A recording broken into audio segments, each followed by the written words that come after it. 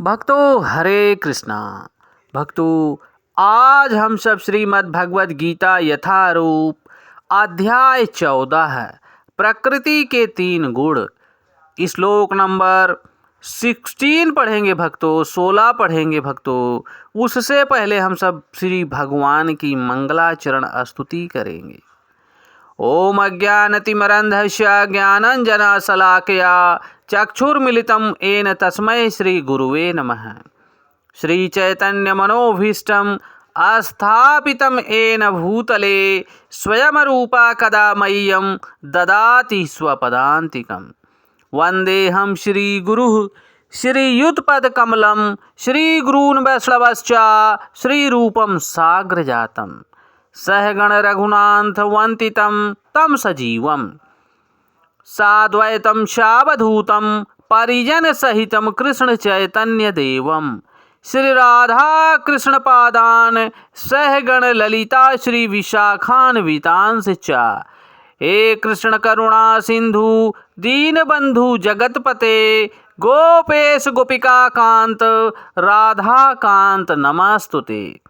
तप्त कांचन गौरांगी राधे वृंदावनेश्वरी वृषभानुसुते देवी प्रणमामि हरिप्रिये।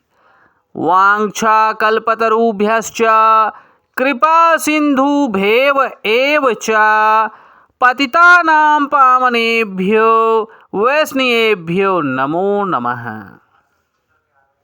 जय श्री कृष्ण चैतन्य प्रभु नित्यानंद श्री अद्वैत गदाधर श्री वशादि गौर भक्त वृंद। नमः ओम विष्णुपादाय कृष्ण पृष्ठाय भूतले श्रीमते भक्ति वेदांत स्वामिनि इति नामिने। नमस्ते सारस्वती देवी गौरवाणी प्रचारिणे निर्विशेष शून्यवादी पाश्चात देश तारिणे। वाञ्छाकल्पतरुभ्यश्च कृपा सिन्धुभ्येव एव च पतितानां पावनेभ्यो वैष्णवेभ्यो नमो नमः। जय श्री कृष्ण चैतन्य प्रभु नित्यानंद श्री अद्वैत गदाधर श्री वशादि गौर भक्त वृंद।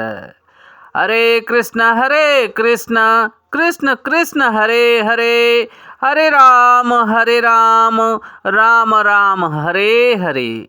हरे कृष्ण कृष्ण कृष्ण हरे हरे, हरे राम राम राम हरे हरे। भक्तों हरे कृष्णा। श्री भगवान उवाच कर्मणाः सुकृत अस्याहु सात्विकं निर्मलं फलं रजसस्तु फलं दुःखं ज्ञानं तमसः फलम। भक्तों यहाँ पर श्री भगवान बता रहे हैं भक्तों श्री अर्जुन जी को निमित्त बनाकर पुण्य कर्म का फल शुद्ध होता है और सात्विक कहलाता है, लेकिन रजोगुण में संपन्न कर्म का फल दुख होता है और तमोगुण में किए गए कर्म मूर्खता में प्रतिफलित होते हैं। भक्तों यहाँ पर जगत गुरु स्वामी श्रील प्रभुपाद भक्तों तात्पर्य दे रहे हैं। सतोगुण में किए गए पुण्य कर्मों का फल सदैव शुद्ध होता है, अतएव वे मुनिगण जो मोह से मुक्त हैं सुखी रहते हैं। लेकिन रजोगुण में किए गए कर्म सदैव दुख का कारण बनता है। भौतिक सुख के लिए जो भी कार्य किया जाता है उसका विफल होना निश्चित है। यहाँ पर गुरुदेव भक्तों उदाहरण दे रहे हैं।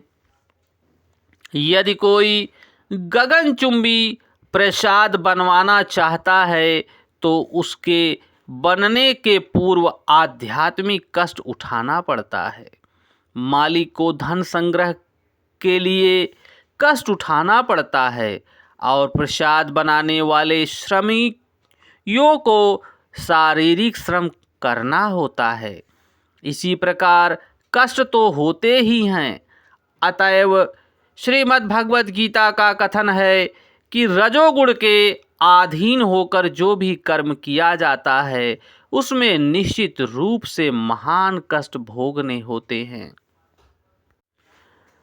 इसमें यह मानसिक संतुष्टि हो सकती है कि मैंने यह मकान बनवाया या इतना धन कमाया, लेकिन यह कोई वास्तविक सुख नहीं है। जहाँ तक तमोगुण का संबंध है, कर्ता को कुछ ज्ञान नहीं रहता, अतएव उसके समस्त कार्य उस समय दुखदायक होते हैं और बाद में उसे पशु जीवन में जाना होता है। पशु जीवन सदैव दुखमय है। यद्यपि माया के वशीभूत होकर वे इसे समझ नहीं पाते, पशुओं का वध भी तमोगुण के कारण है। पशु वधिक यह नहीं जानते कि भविष्य में इस पशु को भी तमोगुण के कारण पशु की योनि प्राप्त हुई है। ऐसा शरीर प्राप्त होगा जिससे वह उनका वध करेगा। यही प्रकृति का नियम है। इस जन्म में जो मनुष्य पशुओं की हत्या कर रहा है, अगले जन्म में वही मनुष्य पशु योनि में जाएगा और वही पशु मनुष्य योनि प्राप्त करके उस मनुष्य का वध करेगा। मानव समाज में यदि कोई किसी मनुष्य का वध कर दे तो उसे प्राण दंड मिलता है। यह राज्य का नियम है।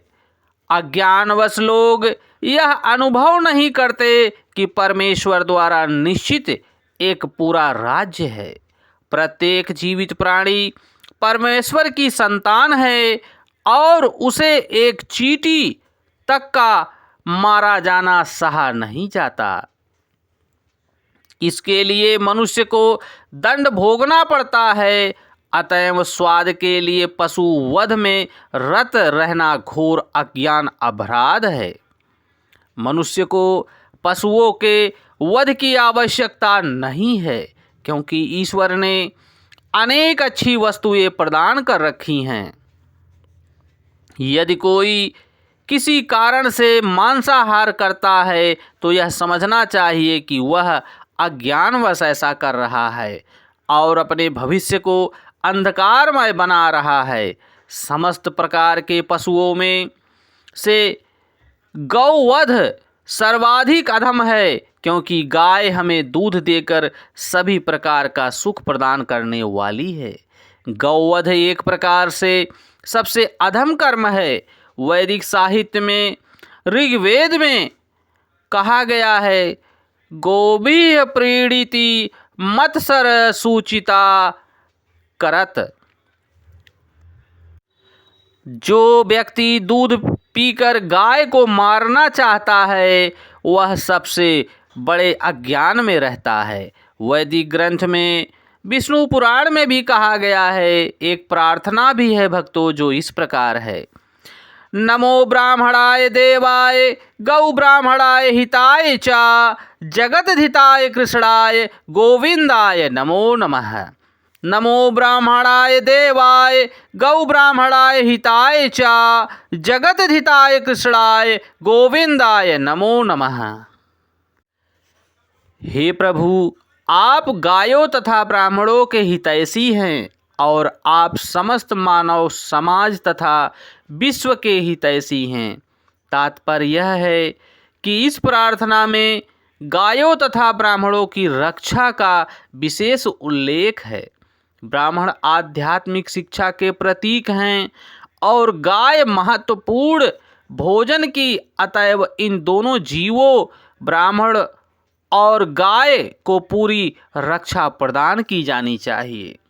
यही सभ्यता की वास्तविक प्रगति है।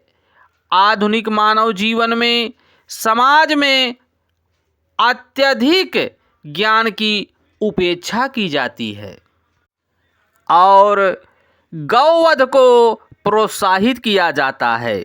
इससे यही ज्ञात होता है कि मानव समाज विपरीत दिशा में जा रहा है और अपनी भत्सरना का पथ प्रशस्त कर रहा है। जो सभ्यता अपने नागरिकों को अगले जन्म में पशु बनाने के लिए मार्गदर्शन करती हो, वह निश्चित रूप से मानव सभ्यता नहीं है। निसंदेह आधुनिक मानव सभ्यता रजोगुण तथा तमोगुण के कारण कुमार्ग पर जा रही है।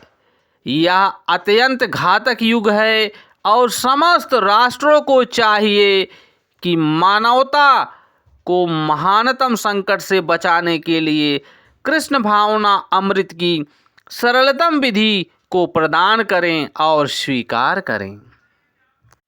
जो मनुष्य कृष्ण भावना अमृत के इस श्रीमद् भगवत गीता के ज्ञान को अपने जीवन में उतार लेता है, वह मनुष्य इस भौतिक जगत से परे उस लोक में चला जाएगा जहाँ से उसे जन्म मरण का डर नहीं लगेगा। इस जन्म मरण के व्याधियों से सदैव मुक्त हो जाएगा।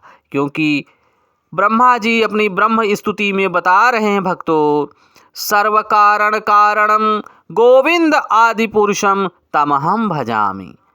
सभी कारणों के कारण गोविंद हैं जो गायों को चराते हैं। वही गोविंद के चरण कमलों को हम सबको पकड़कर भगवान श्री गोविंद के नाम का भजन और कीर्तन करते हुए भक्तों इस भवसागर को हम पार कर सकते हैं। हरे कृष्ण कृष्ण कृष्ण हरे हरे, हरे राम राम राम हरे हरे। हरे कृष्ण कृष्ण कृष्ण हरे हरे, हरे राम राम राम हरे हरे। भक्तों जय श्री कृष्णा।